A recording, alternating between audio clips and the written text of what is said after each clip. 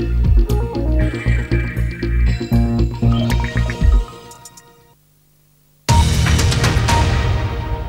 latest headlines from BBC World News. The Colombian government has welcomed a call by the Venezuelan president, Hugo Chavez, for the Colombian rebel group FARC to end its campaign and to free hundreds of hostages it holds.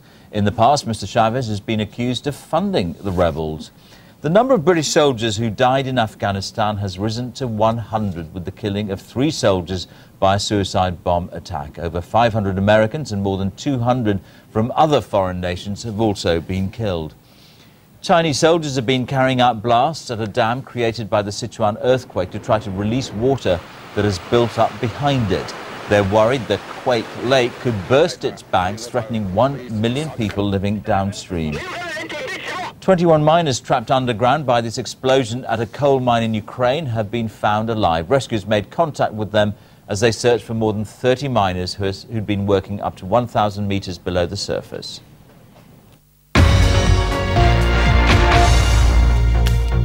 Welcome back to World News Today. I'm George Alagaya. Now, empowering African people at grassroots level, this is the aim of a charity set up in Ghana. It's planning to build an eco-lodge in the country.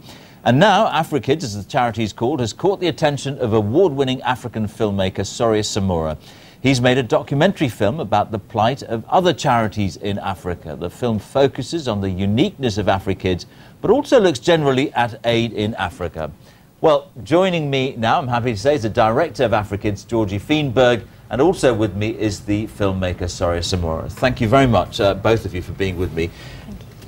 I want to take you back, Georgie, if I may, to that eco-lodge that you're planning to build. It seems to me that's quite a long way from helping children when you start getting into something like a lodge. Yeah, it's not the traditional way of helping children for sure, but it's an idea that was decided by the local people in Ghana. We've got 120 staff there, and it was their way of generating income locally so that they don't depend on Western aid for future income.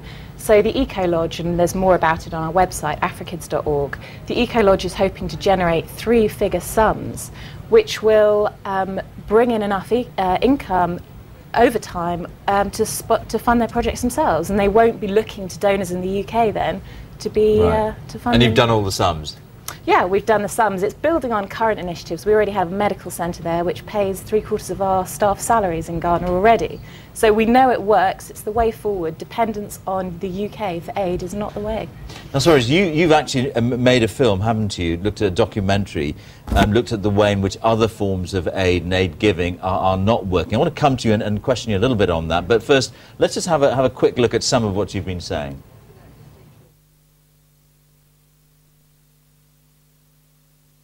Promise it. No? All right. Well, look, your documentary essentially is a critique of the way in which the aid world has been working up to now. What is your main criticism?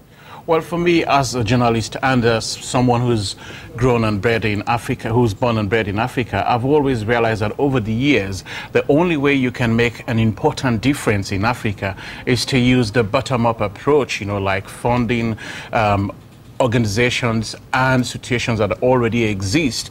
Over the years, we haven't had that. We've always had Westerners coming with a top-down approach. But when you fund like microfinance or setups that are already there and you back them and you believe, and these are initiatives that are created by the people themselves, that makes a difference. But you are primarily a journalist. You've been awarded for some of your hard-hitting journalism. Are you sure you've looked at AfriKids in the same way as you might some of these other groups? Clearly, I know people will say this is not in my league because I'm used to reporting the problems, and that's in fact the problem that I have. I mean, most of us journalists, we only share the lights on the problems rather than looking for the solution. So this is a completely new theme, but I clearly believe that the way AfriKids have been operating, looking at the bottom up and supporting and empowering the locals, which have not been done by other agencies in the past, you know, make me believe that I have to back this. But it's not just AfriKids, I should point out, that operates like this, though. I think we've got that little bit of tape, so let's see if why has aid been so ineffective?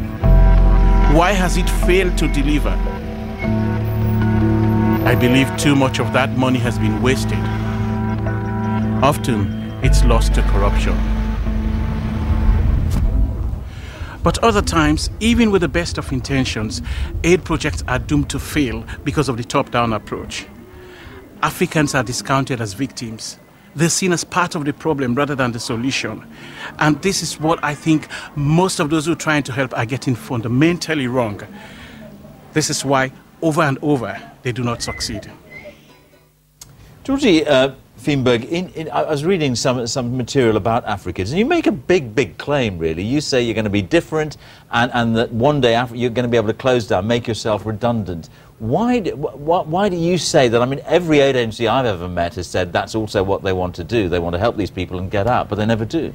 But yeah, well, that's exactly it. Has it ever happened? But why are you different? Because we're actively working towards it already. As I said, we're already paying our senior management team salaries through funds generated locally. We have a fair trade initiative going in with the top London retailer, going to bring in more local funds.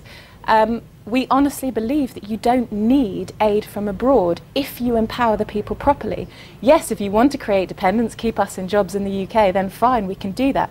It's not going to be easy. It's going to be very difficult. But I think in 10 years' time, they'll be generating £750,000 a year, which is what it costs to run our 21 projects. So is that 10 years a bit of a deadline then for you as far as we you're think concerned? any time between 5 and 10, we're giving ourselves 10. All right, we're going to have to leave it there. Georgie, Fienberg, Sorius, thank you both very much. Thank you. Now, cricket has been played by